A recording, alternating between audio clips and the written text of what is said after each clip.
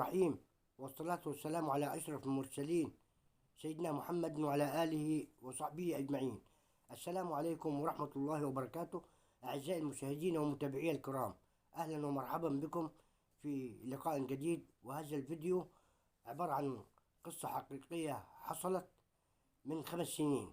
يقول صاحب القصة: من 5 سنوات بعد ما ربنا رزقنا بطفلتنا الصغيرة عمرها شهر واسمها بيري، كنا راجعين من لوس أنجلوس بالطيارة في رحلة تستغرق 16 ساعة إلى مطار دبي. في نص الرحلة كنت بمشي نفسي في آخر الطيارة، وفجأة سمعت صوت صراخ وصوت عالي في أول الطيارة، والصوت ده كان صوت مراتي. الكلام اللي على لسان صاحب القصة. جري بسرعة على أول الطيارة لمراته شايلة بنته والناس حواليها، وكان في دكتورة راكبة معاهم الرحلة بيكشفوا على البنت، ولقي بنته فاتحة عيونها ومفيش نفس وتقريبا ما فيهاش روح. ومراته بقى ايه، يعني بتبكي ومنهارة. وحاول الدكتورة ان هي تكشف على البنت تنعشها بالأجهزة المتاحة معاها. وكان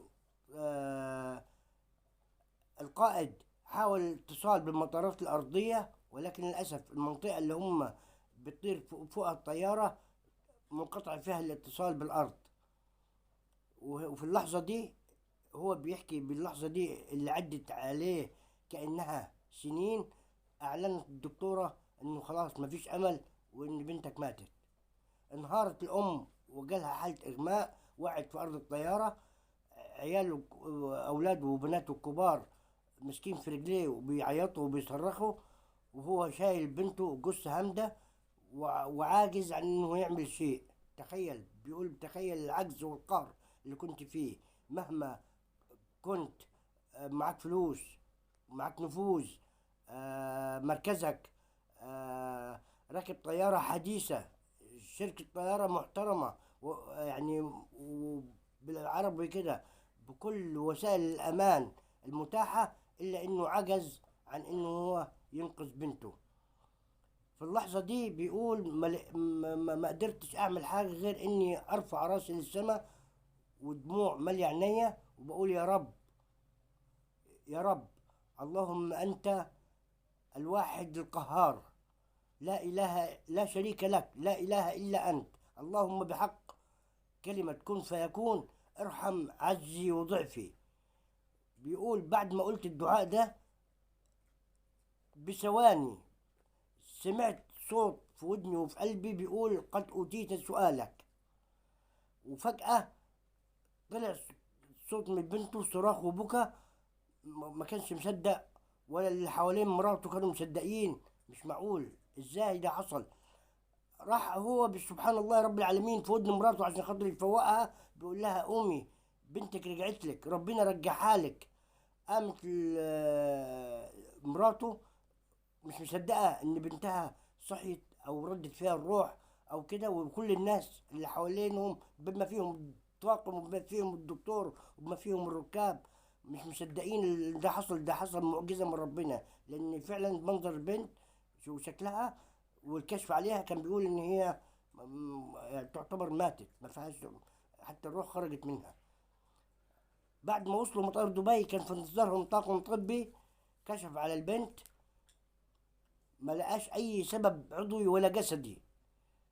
قعدوا شهر يعملوا جميع التحاليل الطبية اللازمة انه يلاقوا يعرفوا ايه السبب اللي حصل. ما لقوش اي سبب عضوي ولا جسدي يوحي باللي حصل او يكون له سبب في اللي حصل ده. بيقول ايه سبحان الله رب العالمين. يعني اعتبرت ان ايه، اي بني ادم مفروض مهما كان غني او ذو مركز او ذو جاه او اي حاجه من ده، او شكله او الكلام ده كله، ما يتغرش بده كله وينسى ربنا الخالق العظيم سبحان الله وتعالى، لان كل ده ما يقدرش يغني عنك شيئا، مش هيقدر يعمل لك اي حاجه. فهو الراجل ده بينصح بيقول: انتم لو انت تعرضت لاي موقف مهما كان صعب وحسيت ان كل ابواب الدنيا اتقفلت وكل حلول الارض انتهت، ساعتها الجأ لربنا وخلي يقينك فيه دايما، وخليك على يقين به سبحانه وتعالى. هتبص تلاقي ربنا ورحمة ربنا خدت بإيدك ووصلتك لبر الأمان. ما فيش داعي إن البني آدم يتغر بشكله ولا بماله ولا بجاهه ولا بسلطانه ولا بغناه ولا بأي حاجة خالص. هو الخالق العظيم سبحانه وتعالى، ده اللي لابد الناس كلها تلجأ ليه، لأن هو أرحم بينا من آبائنا وأمهاتنا، وأرحم بينا من نفسنا.